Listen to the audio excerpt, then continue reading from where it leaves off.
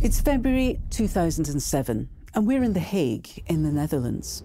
We're in a courtroom in front of a United Nations tribunal.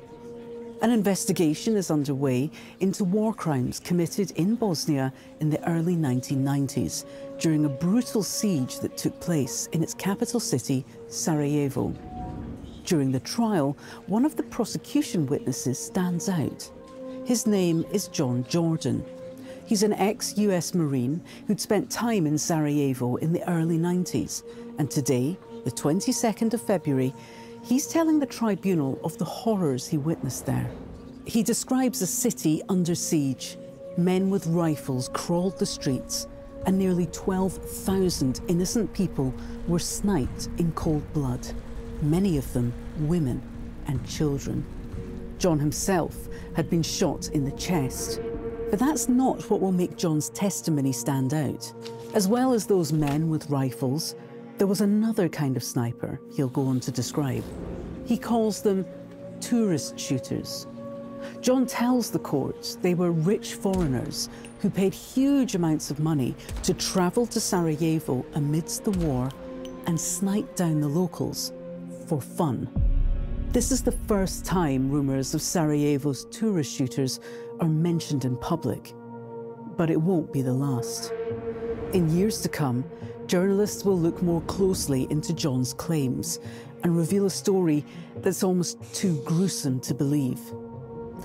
Allegations will come out that Italians, Americans, Canadians and Russians paid huge sums of money to travel to Sarajevo during the war and take part in a trophy-hunting human safari.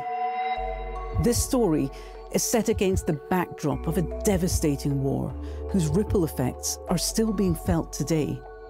It's about the depths to which humanity can fall in the grimmest of circumstances. This is True Crime Reports, a global crime show from Al Jazeera. Today's episode, The Human Hunters of Sarajevo. We start in 1992 in the newly independent country of Bosnia. I used to live with my sister and with my parents together in the apartment which is on the last floor of that building. This is Mirsad Sijarić, who at this point was 22 and living in a high-rise block of flats in the middle of the capital city. We always were very fortunate to have a very good view on the surroundings. Of course, that is one of the highest buildings in Sarajevo.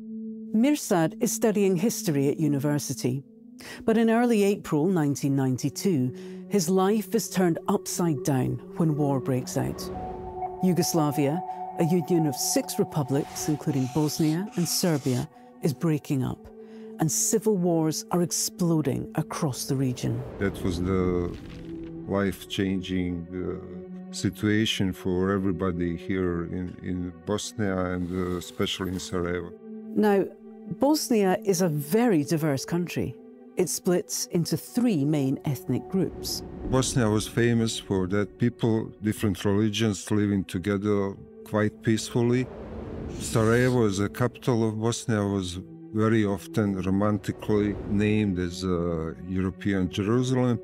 The Muslim Bosniaks, like Mirsad, are 43% of the population. The Croats, Roman Catholics, are just 7%, and sandwiched in the middle at 33% are the Serbs, who are Orthodox Christians. And it's with the Serbs where the story really begins.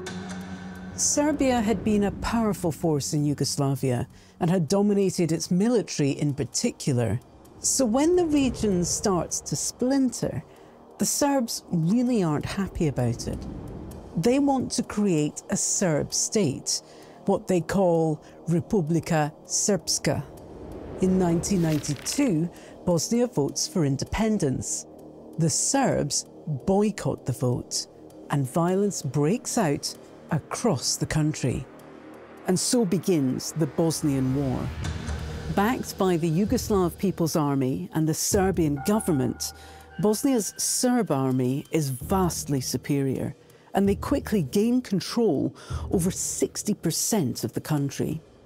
Over the next 3 years, 100,000 Bosnians will lose their lives, the vast majority of those Muslims.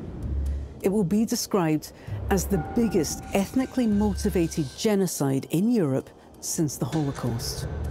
And on the 6th of April 1992, 13,000 Serb soldiers surround the capital city, and the siege of Sarajevo begins. That day is burned into Mirsad's mind. He remembers it being a beautiful, sunny day. Where I used to live, it was heavily exposed to the front lines. So practically from the first days, we figure out that there is no free walks around, and you have to be careful every time you going out of your apartment or your building or just around the corner. The siege will last for almost 4 years, making it the longest siege of a capital city in modern warfare. An average of 300 Serb shells will strike the city every day. Schools, hospitals, and homes are destroyed, and thousands will die.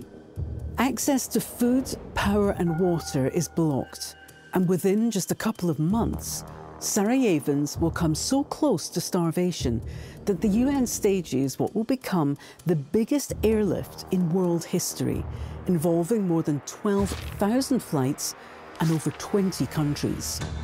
It was really devastating sense of the claustrophobia, because you felt closed in the cage and somebody shooting at you. And it was really difficult to comprehend and to accept this situation. And the city is crawling with snipers. Men with rifles take positions in the city's surrounding hills, or they line the city's rooftops and shoot people left, right, and centre. In years to come, researchers will say that there were more than 300 of them. Signs crop up around the city saying, "Beware, sniper." The war has forced Mirsad to finish his university studies and join the army. So he's on the front line, watching as innocent civilians around him are shot down as they venture outside to collect water or food, or as they try to come to the aid of others who've been shot. It was not 1 or 2 or 5 particular streets. All streets were dangerous if they expose to those hills, and those hills circling Sarajevo. Now, as the weeks go on and the death toll rises, the city's main street becomes known as Sniper Alley, and the area around it becomes one of the most dangerous in the city. And this is where Mirsad lives. Practically in the very few days or first month, we stayed without windows, without doors, because all possible bullets and calibers were hitting our building, including our apartment. Nowhere in Sarajevo is safe, and the city descends into bloody anarchy. Across the Atlantic in the US, a volunteer firefighter called John Jordan is watching the news reports in disbelief. John decides he can't just sit and do nothing. He sets up a non-profit, Global Operation Fire Rescue Services, and with a group of volunteer colleagues, he lands in Sarajevo in November 1992, 8 months into the siege.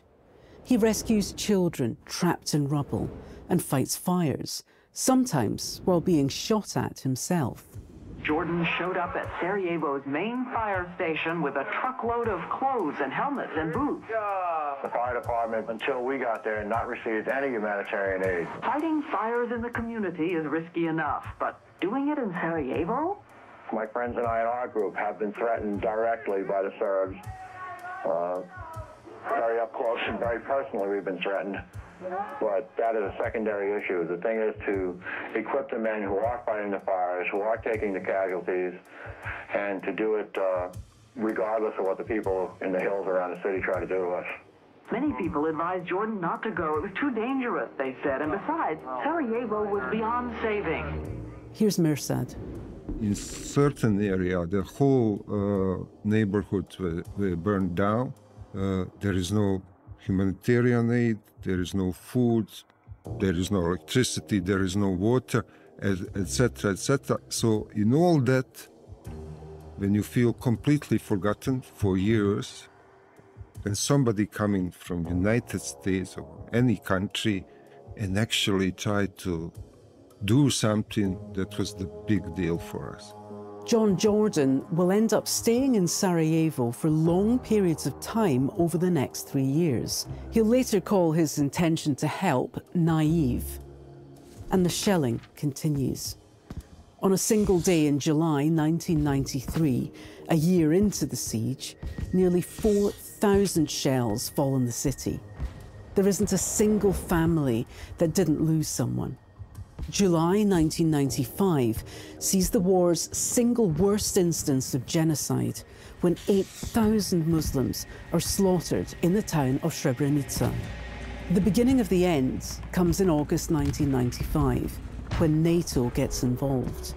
They launch airstrikes on the Bosnian Serb troops, and eventually, 4 months later, a peace deal is signed. John returns to the US, and the siege of Sarajevo finally comes to an end on the 29th of February 1996. After 1,425 days, and with 12,000 dead, the Bosnian Serb soldiers leave their positions around the city. Finally, Sarajevo is silent. 4 years, almost 4 years of the siege of Sarajevo, it will never go out of the person, any person. And just even if you didn't personally suffer injuries or have some very specific traumatic, deep experiences, any kind, even if you just watch that from the windows of your room, that will never left you. It will be many years before whispers start about what really happened during the siege, which paint an even more gruesome picture of the conflict and the depths to which some people plummeted. It didn't take long after the siege of Sarajevo began for the United Nations to realise this was a hotbed of war crimes. Just a year into the conflict, they set up the International Criminal Tribunal for the former Yugoslavia in the Netherlands. And it's here that our story picks up in 2007, when the trial of a Bosnian Serb commander called Dragomir Milosevic begins. He was commander in charge of taking care of the commanding structure and running the siege actually around the city. This is Azem Kurtić. He was born in Sarajevo a year before the siege ended, and stories about the war permeated his family growing up.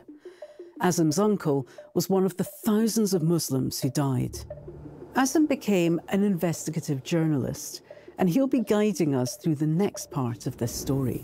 When the court in The Hague started processing war crimes around Sarajevo, he was convicted for war crimes committed in war in Bosnia. He was indicted for, among other things, campaign of shelling and sniper attacks on the population of Sarajevo during the siege.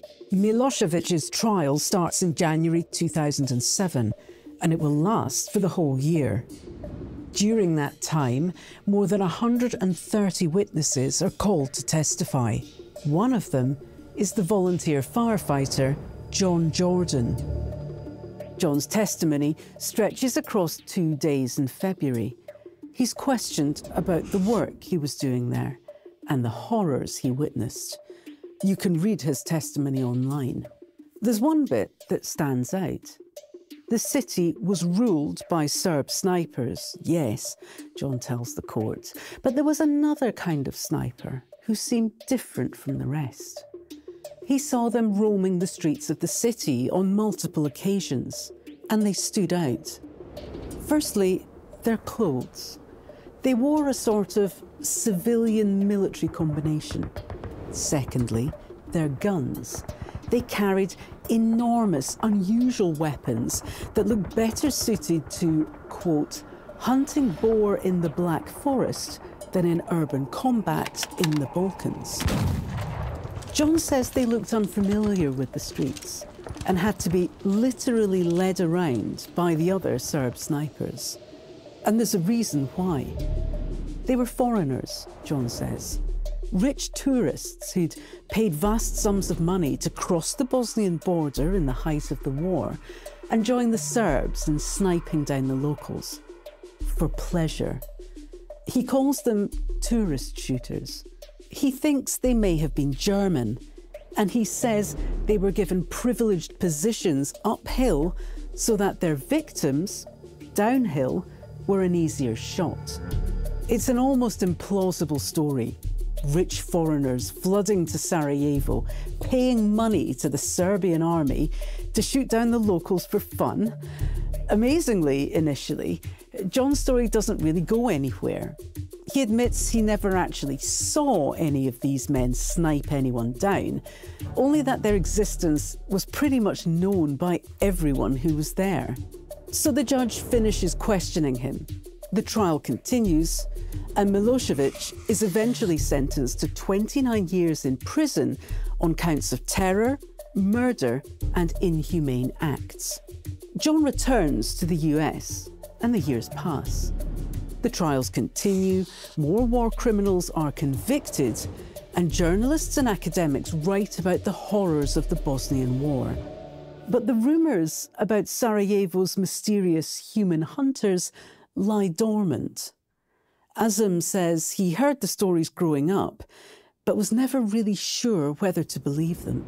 I remember it was all about hearsay, that somebody heard something who heard something. So just that somebody has been mentioned of doing something, it doesn't mean that that person actually done it. Proving a story like that, especially with such a big time distance when so many witnesses or protagonists of certain events are dying or are not willing to talk anymore and are getting old, proving something that like that 3 decades later would be a biggest journalist's dream, I think, in this era here.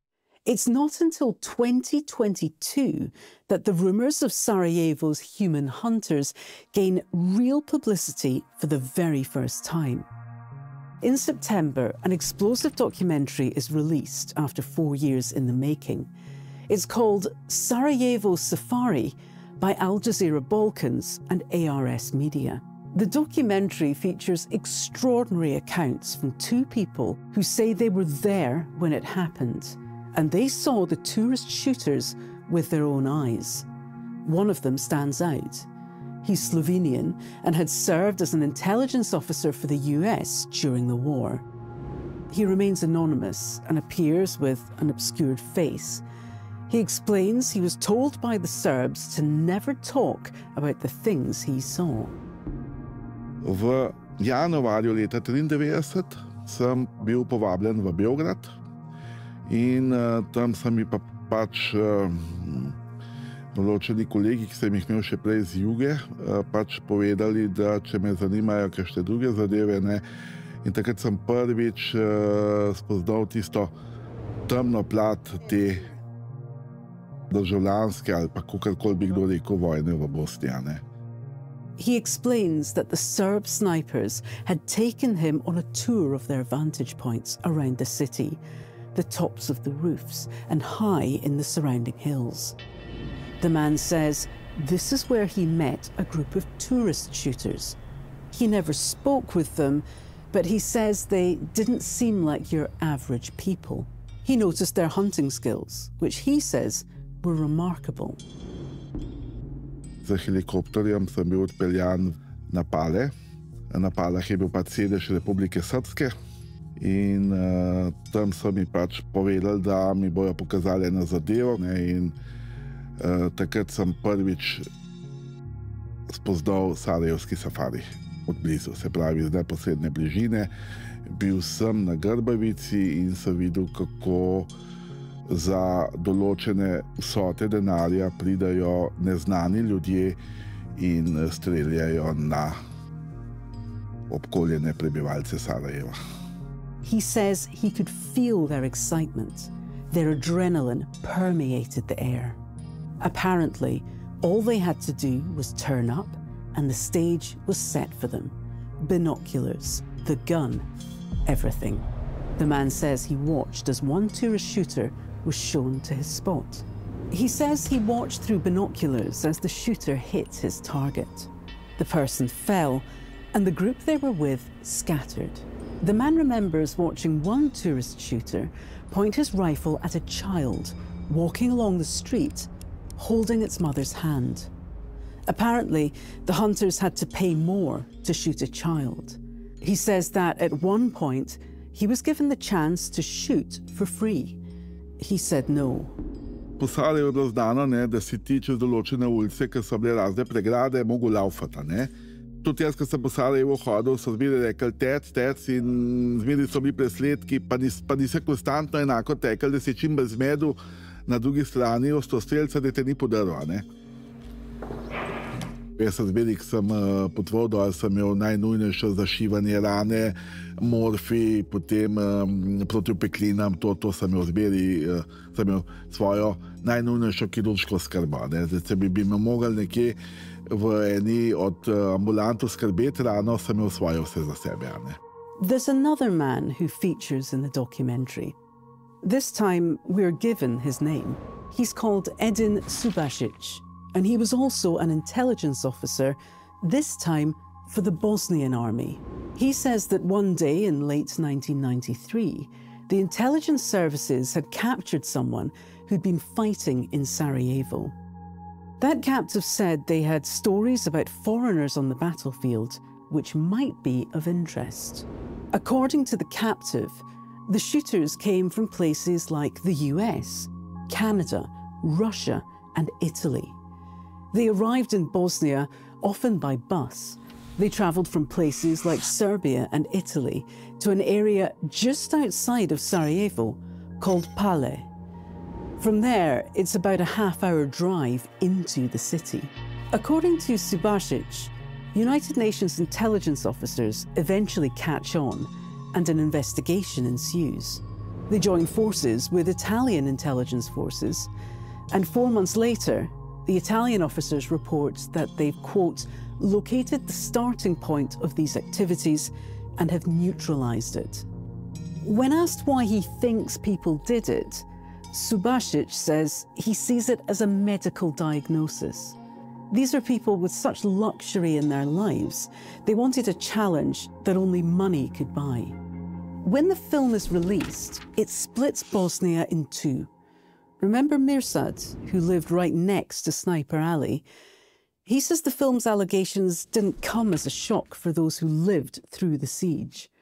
He remembers that the sniper fire was particularly intense on the weekends. Why? Because many people from neighboring areas were coming, and we call them weekend warriors, to come into the front lines and just practicing shooting.